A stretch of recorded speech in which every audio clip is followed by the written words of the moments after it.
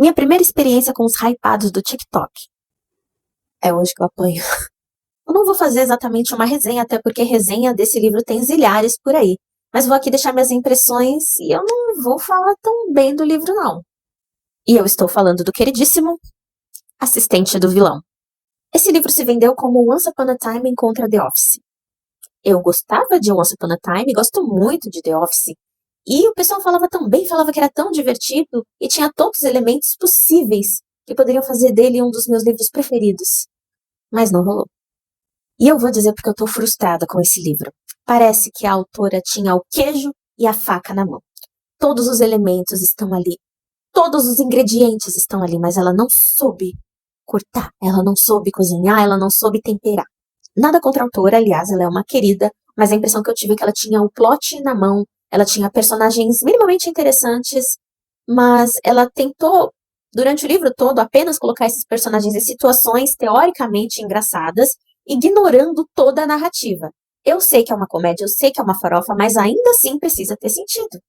Eu me senti muitas vezes lendo uma fanfic escrita por uma menina de 13 anos. Nada contra as meninas de 13 anos, nem contra as fanfiqueiras, porque inclusive eu fui uma. Eram reações extremamente exageradas para as coisas minúsculas, e quando coisas muito importantes de fato aconteciam no livro, parecia que não tinha acontecido nada. Era assim, era uma mudança de emoções e de sentimentos de um parágrafo para o outro e não fazia sentido, gente. O livro poderia ter metade das páginas, porque é um slice of life. São fragmentos da vida cotidiana. Ah, talvez tenha sido essa a intenção da autora, mesmo porque, pelo que eu vi, esse livro é baseado nas sketches que ela fazia aqui no TikTok. O texto deixa a desejar em diversos pontos e a escrita não tem técnica.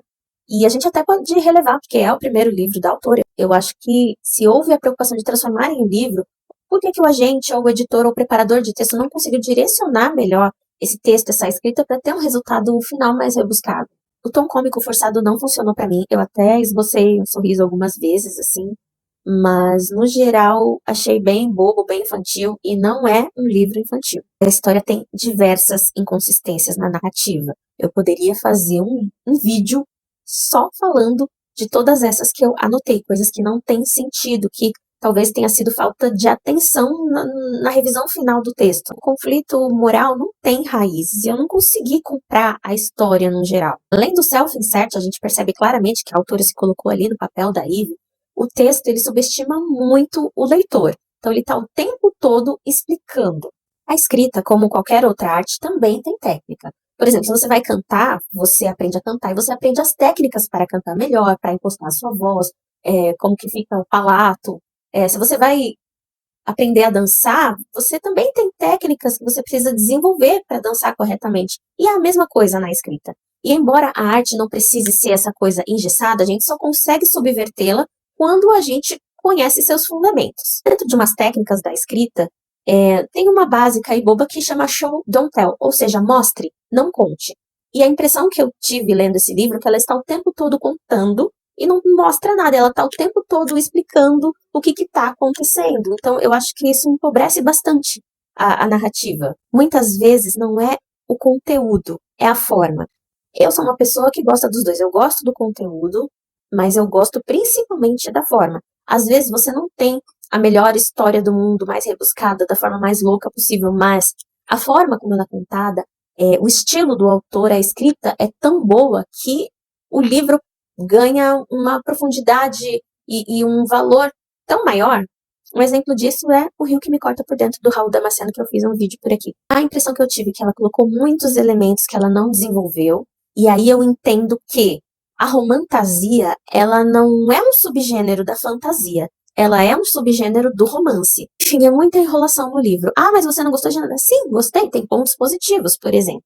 Como eu disse, eu acho que ela tem em mãos um plot muito bom, uma ideia central maravilhosa. Ela só não foi tão bem desenvolvida. O plot twist do final eu achei muito bom. Eu não consegui adivinhar quem era a pessoa. Vocês sabem, quem leu sabe do que eu tô falando. Mas também achei bem corrido no final. Acho que poderia ter se desenvolvido de uma forma melhor.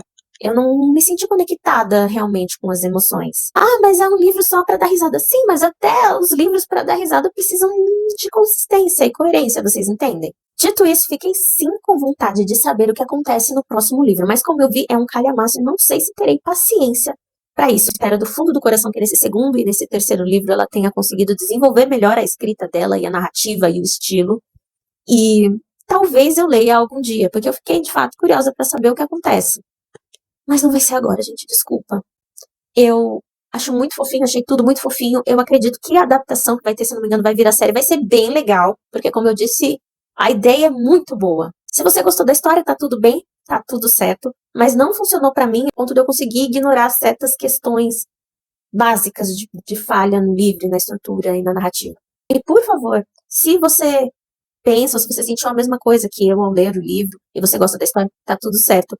Mas me diz, se nesse segundo e nesse terceiro livro houve alguma evolução na escrita da autora, se você sentiu alguma diferença. Agora, vocês estão me prometendo quarta asa. Eu vou ler.